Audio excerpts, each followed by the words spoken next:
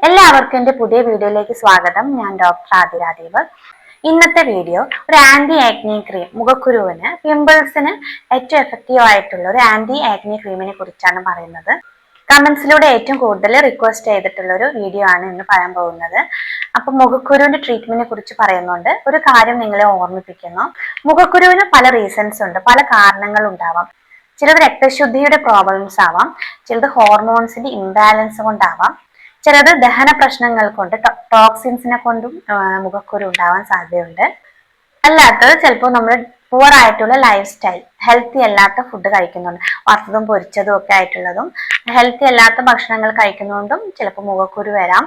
ചിലർക്ക് PCD പോലുള്ള hormonal പ്രശ്നങ്ങൾ കൊണ്ടും മുഖക്കുരു വരാം. സ്കിന്നിൽ എക്സസീവ് ആയിട്ടുള്ള സെബം പ്രൊഡ്യൂസ് ചെയ്താൽ, സ്കിന്നിൽ കൂടുതലായിട്ട് ഓയിൽസ് പ്രൊഡ്യൂസ് ചെയ്താലും നമുക്ക് മുഖക്കുരു വരാൻ ചാൻസ് ഉണ്ട്. ചില കേസിൽ നമുക്ക് എക്സ്റ്റേണൽ ആപ്ലിക്കേഷൻ, മുഖത്ത് പുറമേ പുരട്ടുമ്പോൾ തന്നെ ഇത് പൂർണ്ണമായി മാറാവുന്നതാണ്. ചിലത് നമുക്ക് ഇന്റേണലി അകത്തോട്ടും കൂടി മെഡിസിൻസ് കഴിക്കേണ്ടതുണ്ട്. രക്തശുദ്ധിക്കൊക്കെ നമുക്ക് അകത്തോട്ടും കൂടി മെഡിസിൻസ് കഴിച്ചാലാണ് പൂർണ്ണമായിട്ടുള്ളൊരു ശമനം ലഭിക്കുകയുള്ളൂ. അപ്പോൾ ഒരു ഡോക്ടറെ കണ്ട് നിങ്ങൾക്ക് സ്കിന്നിന് പൂർണ്ണമായിട്ടുള്ള മെഡിസിൻസ് ഏതൊക്കെയാണെന്ന് കണ്ട് തന്നെ നിങ്ങൾ ട്രീറ്റ്മെന്റ് ചെയ്യുക. അപ്പോൾ വീഡിയോയിലേക്ക് പോകാം. പുറമെ പുരട്ടുവാനുള്ള ഒരു എഫക്റ്റീവ് ആയിട്ടുള്ള ഒരു മെഡിസിൻ ആണ് ഞാൻ ഇന്നോട്ട് പറയാൻ പോകുന്നത്. വാസു ആയുർവേദ ഫാർമസിയുടെ ആന്റി ആക്നി ക്രീം ആക്നോവിനെ കുറിച്ചാണ് ഞാൻ ഈ വീഡിയോയിൽ പറയാൻ പോകുന്നത്. ഇത് വളരെ എഫക്റ്റീവ് ആവുന്നത് ഇതിൽ അടങ്ങിയിട്ടുള്ള ഹെർബൽ മെഡിസിനെ കൊണ്ട് തന്നെയാണ്.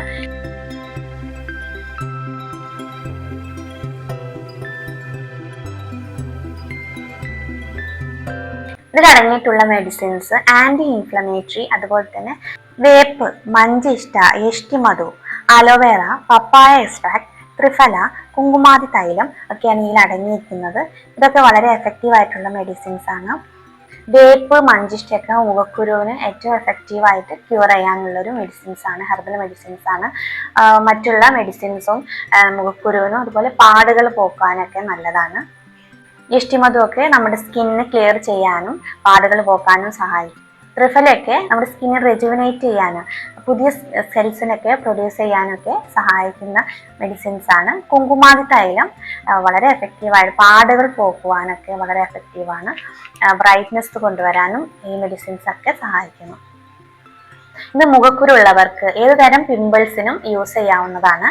ബ്ലാക്ക് ഹെഡ്സിനും ഇത് യൂസ് ചെയ്യാവുന്നതാണ്. കൂടുതലായിട്ട് നമ്മുടെ സ്കിന്നിന് ഓയിൽ പ്രൊഡ്യൂസ് ചെയ്യുകയാണെങ്കിൽ അതുകൊണ്ട് തന്നെ ഒരുപാടേറെ സ്കിൻ പ്രോബ്ലംസ് ഉണ്ടാവും. അപ്പം കൂടുതലായിട്ട് ഉണ്ടാകുന്ന ഓയിൽസിനെ കൺട്രോൾ ചെയ്യാൻ, അതുകൊണ്ടുണ്ടാകുന്ന പ്രശ്നങ്ങൾക്കൊക്കെ ഇത് യൂസ് ചെയ്യാവുന്നതാണ്. രോമകൂപങ്ങൾ ഓപ്പൺ ആയിട്ട് നിൽക്കുന്ന ഒരു സ്റ്റേജാണ്, ഓപ്പൺ സ്പോട്സ് ഉണ്ടാവും, അതിനൊക്കെ ഇത് ട്രീറ്റ് ചെയ്യാൻ സഹായിക്കുന്നു. മുഖക്കുരുവിന് ശേഷം മുഖക്കുരു ഉണങ്ങുന്ന സമയത്ത് ഉണ്ടാകുന്ന പാടുകൾ ഒക്കെ ഇത് മാറ്റാൻ സഹായിക്കുന്നു. ഇത് വലിയവർക്കും അതുപോലെ ടീനേജേഴ്സിനും യൂസ് ചെയ്യാവുന്നതാണ്. ഇത് സൈഡ് എഫക്ട്സ് ഒന്നുമില്ല, അതുകൊണ്ട് മുഖക്കുരു പൂർണ്ണമായി മാറുന്നത് വരെ നമുക്കിത് സ്ഥിരമായി യൂസ് ചെയ്യാവുന്നതാണ്. അപ്പോൾ എങ്ങനെയാണ് ഈ ക്രീം ഉപയോഗിക്കുന്നതെന്ന് നോക്കാം. ആദ്യം നമ്മൾ മുഖം നല്ല വൃത്തിയായി കഴുകുക. അതിനുശേഷം ഒരു ടവൽ ഉപയോഗിച്ച് നല്ലപോലെ ഡ്രൈ ആക്കുക. അതിനുശേഷമാണ് നമ്മൾ ക്രീം അപ്ലൈ ചെയ്യേണ്ടത്. ഒരു തിൻ ലെയർ മുഖത്ത് അപ്ലൈ ചെയ്തിടുക. ഇത് ഒരു ദിവസം 2 ടൈംസ് 2 നേരം നമുക്ക് ഉപയോഗിക്കാവുന്നതാണ്. മുഖക്കുരു ഉള്ളവർ ഹാർഷ് സോപ്പ് ഉപയോഗിക്കാതിരിക്കുക, മൈൽഡ് ആയിട്ടുള്ള സോപ്പൊക്കെ ഉപയോഗിക്കുക. അതുപോലെ തന്നെ ഓയിലി ആയിട്ടുള്ള ക്രീമുകളൊന്നും ഉപയോഗിക്കാതിരിക്കുക. ധാരാളം വെള്ളം കുടിക്കുക, ഫ്രൂട്ട്സ് ഒക്കെ ധാരാളം കഴിക്കുക, ഹെൽത്തി ഫുഡൊക്കെ കഴിക്കുക. ഫ്രൈഡ് ആയിട്ടുള്ള ഓയിലി ഫുഡ് ഒഴിവാക്കുക. മുഖക്കുരുള്ളവർക്ക് ഇതിൽ അടങ്ങിയിട്ടുള്ള നീം, യഷ്ടിമധു, മഞ്ചിഷ്ടൊക്കെ ഉപയോഗിച്ചുള്ള ഫേസ് പാക്ക് ഒക്കെ യൂസ് ചെയ്യാവുന്നതാണ്. ഇതൊക്കെ പിമ്പിൾസിന് ക്യൂർ ചെയ്യുന്ന മെഡിസിൻസ് ആണ്. ഇത് അടങ്ങിയിട്ടുള്ള ഫേസ് പാക്കുകളൊക്കെ നമുക്ക് യൂസ് ചെയ്യാവുന്നത് നല്ലതാണ് മുഖക്കുരുള്ളവർക്ക്. പ്യൂബർട്ടി സമയത്ത്, അഡോൾസൻ സമയത്തൊക്കെ കുട്ടികൾക്ക് 9, 10 ക്ലാസ്സിൽ പഠിക്കുന്ന കുട്ടികൾക്ക്, +1, +2 ആ സമയത്ത് ഹോർമോൺസിന്റെ ചേഞ്ച് കൊണ്ടും പിമ്പിൾസ് വരാം. അതൊക്കെ താനെ മാറുന്നതായി നമുക്ക് കാണാം. അപ്പോൾ എന്തെങ്കിലും സംശയം ഉണ്ടെങ്കിൽ കമന്റ്സിൽ പറയുക. അതുപോലെ യൂസ് ചെയ്തിട്ടുള്ള അഭിപ്രായങ്ങളൊക്കെ കമന്റ് ബോക്സിൽ പറയുക. അപ്പോൾ ഈ വീഡിയോ നിങ്ങൾക്ക് എല്ലാവർക്കും യൂസ്ഫുൾ ആവുമെന്ന് കരുതുന്നു.